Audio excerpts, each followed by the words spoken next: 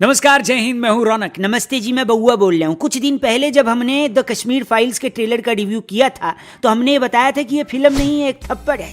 आज इसी थप्पड़ की गूंज पूरे सिनेमा हॉल्स में सुनाई दे रही है। वो लोग जो अभी तक इस फिल्म का नाम भी लेने से कतराते थे, आज पूरे देश के सामने वो फिल्म खड़ी है। रिलीज के कुछ दिन पहले तक इसे रोकने की भी कोशिशें हुई, कोर्ट का दरवाजा खटखटाया गया, लेकिन फाइनली ये मूवी अब स्क्रीन पर लग चुकी है। अच्छे एक्टर्स, अच्छी कहानी, रोंगटे खड़े कर देने वाले सीन्स, आंसू बह जाएं ऐसा इमोशन, ये सब कुछ इस फिल्म को देखने लायक बनाता है। अगर आपने ये फिल्म देख ली है तो आपको कैसी लगी है कमेंट करके बताइएगा, और अगर अब तक नहीं देखी तो ये रिव्यू देखिएगा और लोगों को भी दिखाइएगा, लोगों तक इसे पहुंचाइएगा जिससे वो इसे जल्द से जल्द देखें। शेयर करिएगा और हमारे चैनल को भी सब्सक्राइब करिएगा। फिल्म की बात करते हैं। वैसे ये फिल्म लोगों को दो तरह से बांट देगी। एक वो लोग जो सच्चाई जानना चाहते हैं और दूसरे वो जो अभी भी उसी चश्मे के साथ जीना चाहते हैं जिसको पहनाकर आजाद देश के सबसे बड़े अन्याय को छिपा दिया गया। फिल्म में मिथुन दा का वो डायलॉग कि इतने सारे लोगों को जहां मारकर भगा दिया गया हो, उसे एक्सोडस नहीं जेनोसाइड कहते हैं। ज्यूज पर हुए अत्याचार पर बनी एक फिल्म ने पूरी दुनिया को उन पर हुए अमानवीय कृत्यों को दिखाया था।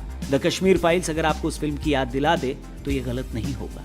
फिल्म एक यंग कैरेक्टर की जिंदगी को सेंटर में रखकर 1990 की उस काली रात के बारे में बताती है जहां एक पूरी कम्युनिटी को उनके घर से भगा दिया गया। और सिर्फ उस रात के बारे में नहीं बल्कि उसके आफ्टर इफेक्ट्स, लोगों पर उसका असर और सोसाइटी के ताने बाने के बारे में भी बताती है, और उस सच्चाई को भी बताती है जिसे अभी भी कई लोग एक्सेप्ट करने को तैयार नहीं है। और सवाल है कि आखिर क्यों तैयार नहीं है।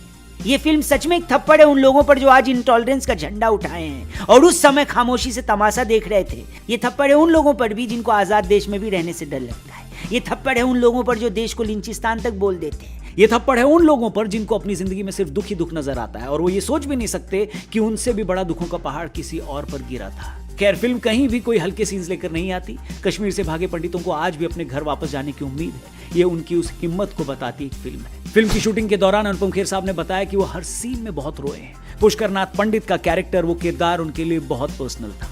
खैर, आपकी पर्सनल ओपिनियन इस फिल्म को लेकर क्या है, कमेंट करके हमें जरूर बताइएगा। और डिस्क्रिप्शन में एक लिंक दिया है प्रोबो ऐप का, उस ऐप को डाउनलोड करिएगा और अपना ओपिनियन दीजिएगा कि क्या ये फिल्म पॉपुलर होगी, क्या लोग इसे देखने थिएटर तक जाएंगे। हमारे हिसाब से तो जाने चाहिए। क्या ये फिल्म अपने फर्स्ट डे पर 3 करोड़ या उससे ज्यादा का बिजनेस करेगी? क्या लगता है? सिर्फ यस या नो में, हाँ या ना में आप अपने आंसर को रजिस्टर कर सकते हो प्रोबो ऐप पर। अगर आपका प्रेडिक्शन, आपका ओपिनियन सही रहा तो आपको खूब सारा कैश जीतने का मौका मिलेगा। और प्रोबो एक ऐसा ऐप है जहां पर आप किसी भी सब्जेक्ट पर अपना ओपिनियन दे सकते हो। स्पोर्ट्स, एंटरटेनमेंट, पॉलिटिक्स या मूवीज, कई सारे प्रेडिक्शन आप कर सकते हो और RJ50 कोड लगाकर आप वेलकम बोनस भी पा सकते होते हैं। तो डिस्क्रिप्शन में लिंक दिया है, उस पर क्लिक करके अपने फोन में डाउनलोड करो प्रोबो ऐप। रिव्यू पर वापस आते हैं। द कश्मीर फाइल्स हर तरह से एक ऐसी फिल्म है जिससे उन लोगों को तो दूर ही रहना चाहिए जिनको सच्चाई सुनना और देखना बिल्कुल पसंद नहीं, क्योंकि फर्स्ट सीन से आखिरी सीन तक ये फिल्म आपको अपनी गिरफ्त में ले लेती है। ज्यादा तकलीफ ये देखकर और सोचकर आपको होगा कि इसमें जो भी दिखाया गया है वैसा ही कुछ लोगों ने देखा है,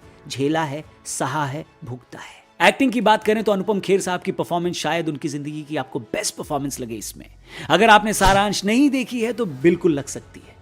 अपने बेटे को खो देने के बाद बीवी प्रधान का स्ट्रगल और वो पीड़ा जो सारांश में दिखी थी, उतना ही गहरा दर्द आपको पुष्कर नाथ पंडित जी के रोल में दिखेगा। इनके अलावा भाषा सुमली के किरदार में ठहराव उनको एक शानदार परफॉर्मर बनाता है। पल्लवी जोशी जी की बात करें तो राधिका मेनन वाला जो रूप है ना उनका, उस रूप से आप चिढ़ने लगेंगे। उनका जो किरदार है उसकी सोच से आपको बदबू आने लगेगी, बू आने लगेगी, लेकिन आप चिढ़ने के अलावा कुछ नहीं कर पाएंगे, क्योंकि ऐसे ही लोग हमारी इस सोसाइटी का हिस्सा हैं जिनके दोगलेपन को आपको और हमको सहना पड़ेगा। लेकिन जब भी ऐसे लोग कुछ कहें तो आपको और ऊंची आवाज में कहना पड़ेगा। दर्शन कुमार उर्फ कृष्णा पंडित, अमेजिंग परफॉर्मेंस। आप उनके फैन हो जाएंगे उस कंफ्यूजन के, उस डाउट के, उस घुटन के, उस चिढ़न के, उस तनाव के जो वो कैरी करते हैं, उनका रोल कैरी करता है। जो पहले प्रोफेसर की बातों से उलझ जाता है लेकिन फिर आगे क्या होता है, इसके लिए आपको फिल्म देखना होगा और दर्शन के टैलेंट का दर्शन आपको वहीं होगा। मिथुन चक्रवर्ती, पुनीत इस्सर, अतुल श्रीवास्तव और प्रकाश बिलावड़ी, जो कि पुष्कर नाथ पंडित जी के 4 दोस्त हैं, उनकी मजबूरी और इमोशन का एक अच्छा कनेक्ट आपको इसमें देखने को मिलेगा। चिन्मय मंडलेकर और सौरभ वर्मा हैवानियत से भरे टेररिस्ट के रोल में आपको जरूर इंप्रेस करेंगे। बाकी फिल्म में कोई गाना नहीं है और जिस हिसाब से कहानी बढ़ती है, जिस इमोशन और इंटेंसिटी को वो कैरी करती है, वहां गाने का स्कोप भी नहीं लगता। लेकिन एक चीज जिसका स्कोप और इंतजार हमेशा रहेगा, वो है वहां से बेघर हुए उन लाखों लोगों को मिलने वाला न्याय। अक्सर ह्यूमन राइट्स की बात करने वाले इस मुद्दे पर क्यों धृतराष्ट्र बने हुए हैं, ये आज तक किसी को समझ नहीं आया। कब तक, आखिर कब तक सिर्फ हम उनकी कहानियां बताएंगे? कब तक सिर्फ उनकी याद में मोमबत्तियां जलाई जाएंगी? कब तक सिर्फ रैलियां निकाली जाएंगी?